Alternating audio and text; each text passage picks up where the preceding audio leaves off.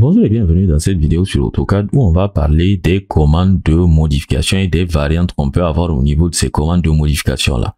Donc déjà avant de démarrer avec cette notion sur les commandes de modification, sachez que c'est une notion qui va s'appliquer à d'autres types de commandes sur AutoCAD. Ok? Par exemple, lorsque je vais vouloir créer ici une ligne et que je vais sélectionner un point de base, AutoCAD va me mettre ici en propriété ou plutôt en barre de commande que je peux aller annuler tout ça. Ça aurait été plus intéressant, par exemple pour un rectangle. Lorsque je vais faire un rectangle qui est, je rappelle, un élément de dessin, vous voyez ici qu'AutoCAD me propose ici plusieurs variantes comme des chanfreins, des élévations, des raccords, des hauteurs, des largeurs. Ok? Donc, c'est ce type de variante-là dont on va parler au niveau des éléments de modification. Mais sachez que de façon générale, ce qu'on va expliquer ici pour les modifications, en tout cas dans le principe, sachez qu'ils pourront s'appliquer aussi à d'autres éléments sur AutoCAD. Ok? On va par exemple parler de la commande rotation. Ok, donc commande rotation, je veux appliquer une rotation à un élément.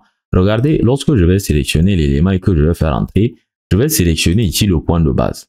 Ok, donc par défaut, AutoCAD va me proposer d'apporter une rotation à cet élément par rapport à ce point de base là. Ce point de base, si vous voulez, il représente l'axe de rotation. Pas l'axe de rotation, mais le centre de rotation parce qu'il s'agit en fait ici d'une rotation centrale. Ok, d'une symétrie centrale. Donc, ici, AutoCAD me propose d'aller faire une copie. Donc là, en fait, ce que vous êtes en train de remarquer, c'est que la ligne, vous voyez un peu la ligne qui est grisée estompée, qui est là, en fait, qui est horizontale, c'est la position initiale de cette ligne que je suis en train de roter, si vous voulez. Si je fais échappe, vous voyez que la ligne va revenir à son état initial, je vais la sélectionner, je vais reprendre ce que je faisais. Donc, ici, ce qu'on est en train de faire, on est en train de faire, si vous voulez, une rotation avec un déplacé. Rotation avec un déplacé, pourquoi? Parce que lorsque je vais faire subir à cette ligne, par exemple, une rotation, ok, et que je vais valider la position quelque part là, vous voyez que la ligne ne se retrouve plus ici. C'est comme si je l'avais déplacée, mais dans le sens de la rotation, je vais annuler tout ça en faisant un CTRL Z, ok? Donc, ce que je peux aussi faire, c'est de dire à AutoCAD que l'élément auquel je veux subir une rotation, je veux le maintenir. Autrement dit, je vais vouloir faire une rotation, mais cette fois-ci en faisant une copie. Donc, vous voyez cette fois-ci que j'ai quelque chose de très intéressant parce que la ligne en elle-même, même si c'est à elle que je suis en train de faire subir une rotation, AutoCAD va me la conserver.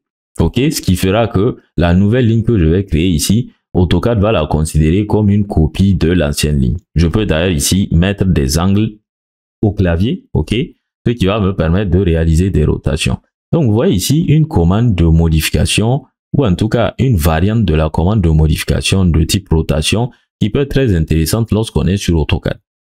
Ces informations qu'on vient d'utiliser, donc de façon générale, on ne peut pas les parcourir pour tous les éléments de modification dans une seule et même vidéo, elle sera trop longue.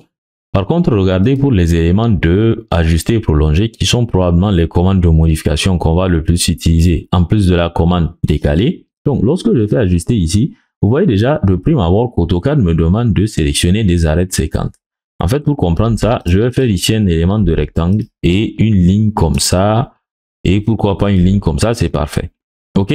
Donc, lorsque je vais demander d'ajuster, AutoCAD va considérer de façon générale, par défaut, si vous voulez, que toutes les arêtes peuvent constituer, si vous voulez, des limites. Qu'est-ce que je veux dire par là? Lorsque je vais venir sélectionner ce bout-là, je ne l'ai pas sélectionné, d'ailleurs, je l'ai présélectionné. Vous voyez qu'AutoCAD considère que la partie que je vois qui est grisée là, au-dessus de laquelle je vois une croix, cette partie-là, au-dessus de laquelle je vois une croix plutôt, cette partie-là sera supprimée. Pourquoi AutoCAD va décider de la supprimer? C'est tout simplement parce qu'AutoCAD considère cette ligne verticale-là comme étant une limite d'ajuster ou bien ce qu'on va appeler une arête séquente. Ok? Donc, si je veux qu'AutoCAD m'ajuste la ligne et s'arrêter, si je veux donc que l'ajuster s'arrête au niveau de cette ligne verticale là, je peux dire à AutoCAD que je vais choisir moi-même mon arête séquente. Je veux que cet élément soit l'arête séquente. Et regardez là, lorsque je vais faire entrer et que je vais demander d'ajuster, vous voyez cette fois-ci que AutoCAD va ignorer cette ligne là. Ok?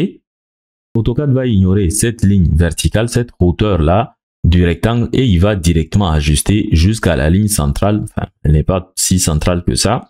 En tout cas, jusqu'à la ligne verticale que j'ai représentée. Ok? Donc, ces éléments-là, c'est ce qu'on a appelé, ou ce que j'ai appelé ici, des variantes de modification qu'on va retrouver ici éventuellement au niveau de la commande modification.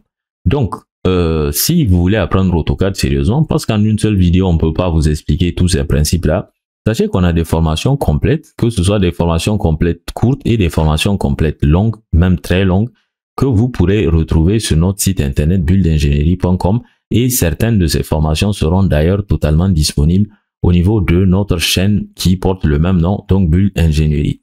En espérant donc que cette formation vous a été utile, on va se donner rendez-vous pour la suite de nos formations sur notre chaîne YouTube Bull Ingénierie. Les liens dont je vous ai parlé vers les formations complètes sur AutoCAD, vous allez les retrouver dans la description de cette vidéo.